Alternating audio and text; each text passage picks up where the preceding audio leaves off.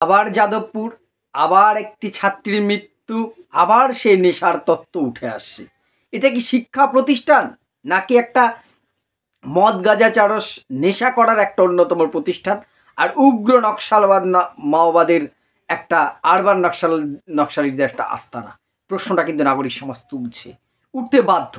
কারণ একটা শিক্ষা প্রতিষ্ঠানে ছেলে মেয়েদের তার বাবা মা পড়াশোনার জন্য পাঠায়, ভবিষ্যৎ গড়ার জন্য পাঠায়, সেখানে যদি বারবার অভিযোগ ওঠে যে সেখানে ওপেন নেশা করা হয়, রাত বিরেত বহু রাত অব্দি বহিরাগতরা সেখানে যাচ্ছে, আনাগোনা করছে। এর আগে তো একবার অভিযোগ উঠলো যে স্বপ্নদ্বীপের মৃত্যুর পর হোস্টেলে গাঁজার চাষ হচ্ছে। শিক্ষা প্রতিষ্ঠান এই নাকি রাজ্যের একটা অন্যতম শিক্ষা প্রতিষ্ঠান? এই যাদবপুরের নাম শুনলে তো এখন ঘৃণা ছাড়া আর কিচ্ছু আসছে না। যদিও সেখানকার সব শিক্ষার্থীরা খারাপ সেটা আমি বলছি না, বহু পরিচিত, আমারও অনেক ছাত্রছাত্রীরা ওখানে পড়াশোনা করেছে, আমার বন্ধুবান্ধব পড়াশোনা, সবাই খারাপ সেটা নয়। কিন্তু আবার একটি ছাত্রী সেখানের ঝিলে রাতের বেলায় তার মৃতদেহ পাওয়া গেল, এবং সেখানে নিশ্চয়ই একা একা সেখানে ঝাঁপ দেয়নি, তার বাবা মার অভিযোগ যে তাকে ধাক্কা দেওয়া হয়েছিল। কিছুদিন আগে আপনাদের মনে আছে আমাদের নদিয়া জেলার বগুড়ার ছেলে স্বপ্নদ্বীপ, তাকে খুন করা হয়েছিল সে যাদবপুর ইউনিভার্সিটির ক্যাম্পাসে। এই যাদবপুরিয়ান যারা আছে তারা কথায় কথায় রাত দখল, হোক কলরব এই করে আন্দোলনে নেমে পড়ে, ছেলেরা মেয়েদের অন্তর্বাস পড়ে এর আগে একবার মিছিল করেছে। লজ্জা করে না এদের? এই যে এদের পুষে যে শিক্ষার খরচ কারা দিচ্ছে? আমি, আপনি, আমাদের ট্যাক্সের টাকায়। এখানে কি আমরা এই রকম সমাজ বিরোধী তৈরি করব? ভাববার সময় কি আসেনি একবার? কই অন্য এত শিক্ষা প্রতিষ্ঠান আছে, কোথাও তো এই অভিযোগ ওঠেনি। একটা জায়গার বিরুদ্ধে যখন দিনের পর দিন একই রকম অভিযোগ ওঠে, তার কিছুটা সত্যতা আছে। এরা নিজেদেরকে প্রগতিশীল ভাবে খুব বড়াই করে, তাহলে সেখানে সিসিটিভি ক্যামেরা লাগাতে এত আপত্তি কেন?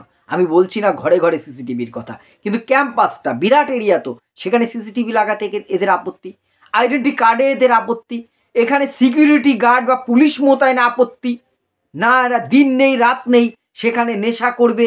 পড়াশোনা যারা করতে যাচ্ছে ভালো ছেলেমেয়েরা, তারা প্রেসারে পড়ে স্বপ্নদ্বীপের মতন হয়ে যাচ্ছে। তাহলে একটি গ্রামগঞ্জের থেকে সাধারণ মধ্যবিত্ত পরিবারের একটি ছেলে বা মেয়ে যার দু চোখ ভরে স্বপ্ন নিয়ে ভালো মানুষ হওয়ার জন্য যাচ্ছে, ভাবুন তো লাস্ট তাদের কি হচ্ছে অবস্থা। লাস্ট কয়েক বছর যাদবপুর কি দিয়েছে? কোনো উন্নত, আপনি বলবেন অনেক পিএইচডি, আরে সে 2K থিসিস জমা করে পিএইচডি। আমি বলছি আবিষ্কার, নতুন কিছু লাস্ট কয়েক বছরে যাদবপুর কোনো একটা নতুন কিছু আবিষ্কার করে দেখিয়েছে? আপনারা বলতে পারবেন একটা নতুন কিছু উদ্ভাবন শক্তি কিছু করেছে? না, এরা শুধু কি করতে পেরেছে, ছেলেগুলো মেয়েদের অন্তর্বাস করে মিছিল করতে পেরেছে। আর একটা অদ্ভুত নাগরিক সমাজ তথাকথিত যারা খুব লিবারেল, যারা নাকি প্রগতিশীল, রাত জাগার কর্মসূচি নিয়েছিল, আমিও সেই কর্মসূচিতে সমর্থন করেছি, সেটাকে কিন্তু আমি ছোট করছি না এখানে, তারা দেখুন এই ছাত্রীর মৃত্যুতে অদ্ভুতভাবে চুপ। এই উগ্র বামপন্থা নকশালবাদীদের একটি অংশ তাদের আতুরঘর হয়ে দাঁড়িয়েছে। আমার মনে হয় নাগরিক সমাজকে এগিয়ে আসার সময় এসেছে। সরকারকে কঠোর হতে হবে, কেন্দ্র রাজ্য উভয়কে।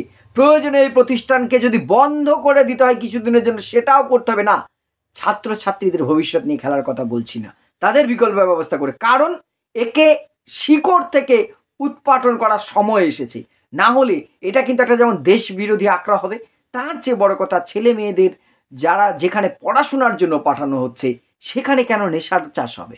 সেখানে কেন দিন নেই রাত নেই আড্ডা ইয়ার্কি? সেটা আলাদা বিষয়। নেশা ওপেন হচ্ছে এবং সেটা নিয়ে কেউ বলতে যাবে না।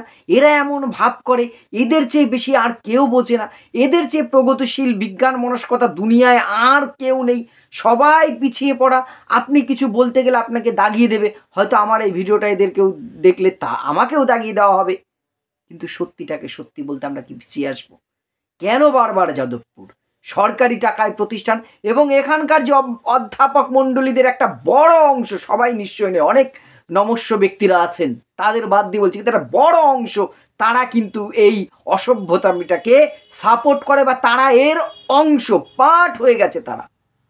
তারাও কিন্তু এই রিফর্মের পক্ষে নয়। একটা সময় মনমোহন সিং যখন প্রধানমন্ত্রী, যাদবপুরকে একটা ভালো সেন্ট্রাল স্ট্যাটাস দেওয়ার চিন্তা ভাবনা হয়েছিল, কারা বিরোধিতা করেছিলেন? তথ্য বলছে কিন্তু এই অধ্যাপক সংগঠন। কারণ তারা জানে যদি সেন্ট্রাল প্রতিষ্ঠান হয় আমাদের অনেক খাটতে হবে, পড়াতে হবে, কৈফিয়ত দিতে হবে।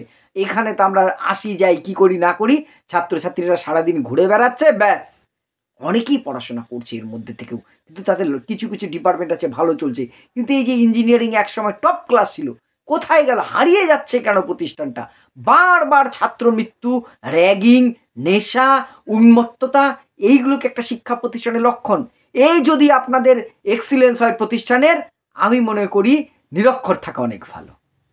অবশ্যই যাদবপুর তার গরিমা ফিরে পাক, আবার টপ ক্লাসে আসুক, সেইটা আমরা প্রত্যেকটা মানুষ চাই। রাজ্য তথা দেশের একটা স্টার প্রতিষ্ঠানটাকে এইভাবে যারা ধ্বংস করছে, যে র্যাকেটটা এখানে কাজ করছে, তাকে সমূল উৎপাটন করার সময় এসেছে। আর সেই নাগরিক সমাজকে আমরা বলছি, আপনারা এবারে জাগবেন না? এবারে হোক কলরব হবে না? নাকি এই মৃত্যু আপনাদের কাছে মৃত্যু নয়, স্বপ্নদ্বীপের মৃত্যুর মতোই আপনারা চুপ হয়ে যাবেন? এবারে মেরুদণ্ড নিয়ে আপনারা বেরোবেন কবে? যে কোনো মৃত্যুই কিন্তু ওইটা যেমন দুঃখজনক, অবশ্যই এটা কিন্তু তার চেয়ে ভয়ঙ্কর আমি মনে করি। নিজের সহপাঠী কার বহিরাগতরা সবসময় এখানে আনাগোনা করছে, কেন সেটাকে আটকানো যাচ্ছে না? সিসিটিভিতে মুড়ে দেওয়া হোক, কঠোর পুলিশি ব্যবস্থা করা হোক এখানে।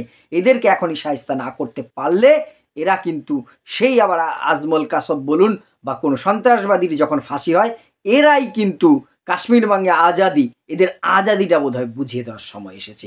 না হলে এরা দেশের জন্য ভয়ঙ্কর একটি প্রতিষ্ঠান হিসেবে গড়ে উঠছে। এটা আমার ব্যক্তিগত মত। আপনাদের কি মনে হয়? অবশ্যই কমেন্ট করে জানাবেন। ধন্যবাদ।